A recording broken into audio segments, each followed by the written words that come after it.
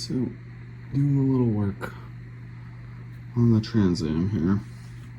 Got a couple issues.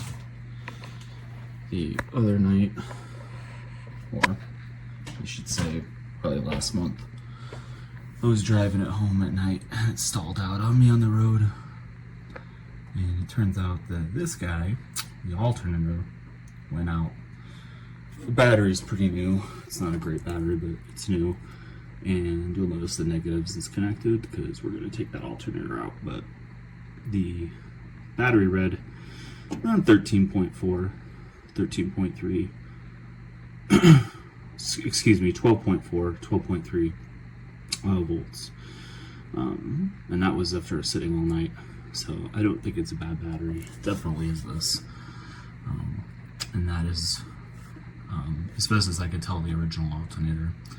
The previous owner was pretty big on originality. So, original Alternator, it's got the Delco Remy on the back. I'm going to try to get that repaired. Ames, which is pretty popular for Pontiac parts, they don't have one that'll fit this bracket, and also I don't think I want to try to force anything in here. It'd be nice to actually just get that repaired. So there's a guy here where I live that told me he can do that, and that's all he does. So I'm gonna try to pop this baby off and get that over to him tomorrow.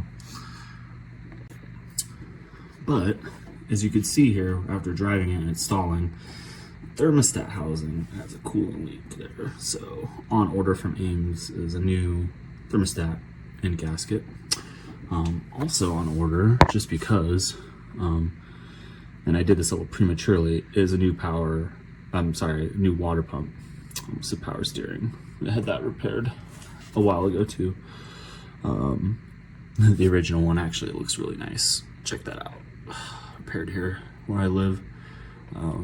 Painted black. But yeah, so back to this guy. And I also ordered some Pontiac blue paint for it, so that'll be a fun separate project video. But got a drip pan down there. But it hasn't been leaking. So basically I jumped it in the morning after getting back, and that guy was leaking. So I'm pretty sure the two are related.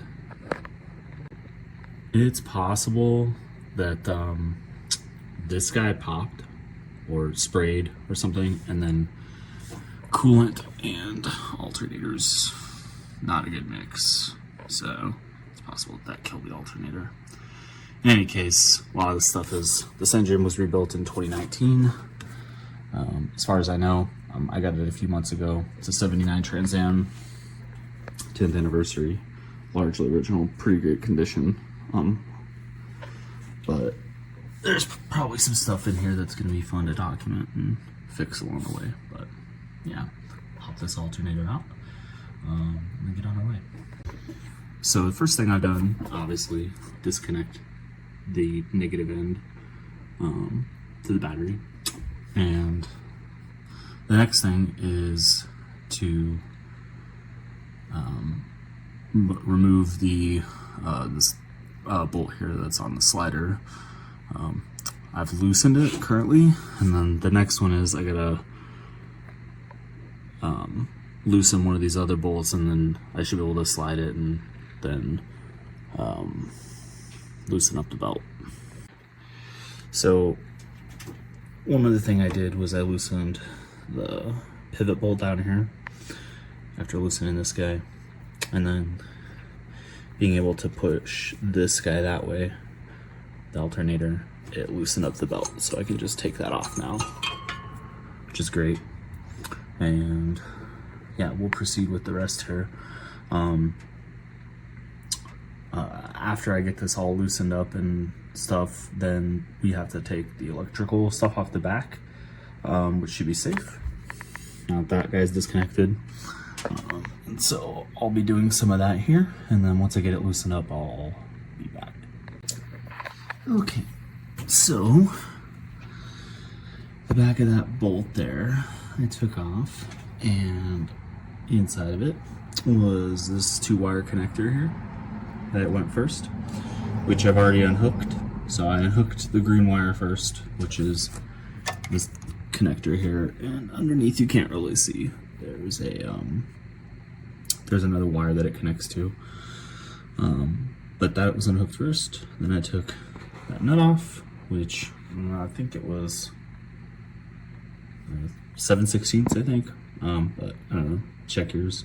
And so that guy was in there first, and then so was this guy. And I'm probably just gonna tape that off just to be safe, but my negative's connected, so I should be good to take the adjuster bolt off, and then the pivot bolt, and then it should just come right out after that. So we'll see you guys in a minute. Okay, so I have the adjuster bolt off, and you can see it there, but I also have the pivot bolt off, which you can see right there. So something that you guys might not know is the threading on that isn't very long. The rest of it just kind of goes through that whole shaft thing right there. So once you get to where it starts to loosen up, you can actually just pull it out. Mine was a little bit rusted, so I had to kind of like yank on it a little bit, but it came right out. So the next thing I'm gonna need both hands for here probably is to remove it. So I'm gonna get that done, and I'll show you guys after. Thanks. So I got it out. I think there was a washer that dropped, but we'll figure that out later. It's underneath. Yeah, as you can see, we have some of that coolant from that leak that was pooling there. Dripped down from, I think, the thermostat housing. But as you can see, we have the Delco Remy alternator pulled out. Get another look here. Sweet. So I'm gonna take this into the shop, get that repaired, and I'll probably leave this off because I'm gonna have to take that guy off there. But one step at a time. Once those parts come in, I'll do another video on the water pump, which I'm going to is cast iron, or is factory cast iron. So it's bare metal. It has a let me set this thing down. It's bare metal. So I'll have to use the primer first on it, and then I'll spray paint it blue. In that video, I'll probably have to do some divider plate work. I have no idea what's going on the inside of this timing cover.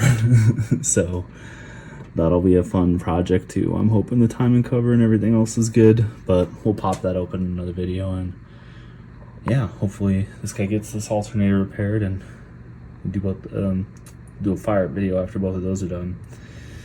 Oh yeah, and then I'll have to do the thermostat too, so we'll do that as well. But another video. That's it for now.